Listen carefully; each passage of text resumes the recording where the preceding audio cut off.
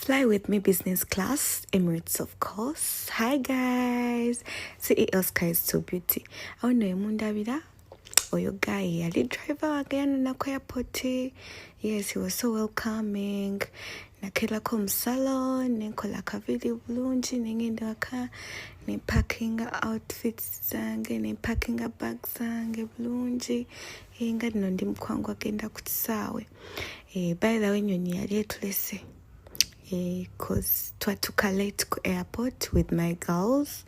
Yeah, I know you know them. I won't know. Nintula. Guys, I was so smart. I have that outfit at Skies to Beauty in the inner piece. Twabatikulire ngoye nungi era nabalitidde ngoye nungi ngenda kibajukiza. Banange guys, I looked so pretty. Actually, yeah, business class natula n'abakungu nga basatu. So naino kwisanga bo.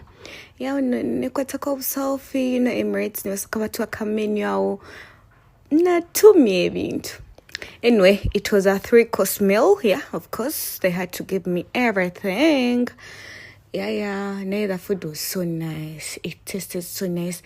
Oh my God, I was first food, guys, because immediately needing a bampa. Madam, can we do this? Madam, do you need this, please? Oh my God, Emirates has the best care.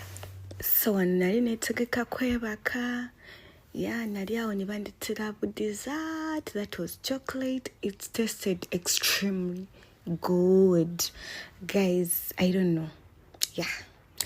So, I want to a movie. Never kill a movie. Neto try to gana. Banango toto agana. And those are good destination. Jengenda kukangidoza good trip. And those are good for yengendo. Winter yengendo kole winter. And those are ngawe momanye. Yeah.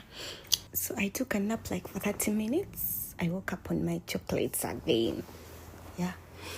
I want a little more into second destination. Yeah, tried to send it fuluma. I was so happy. I like these flowers. They smelled so nice. I liked them. Yeah, I won't know.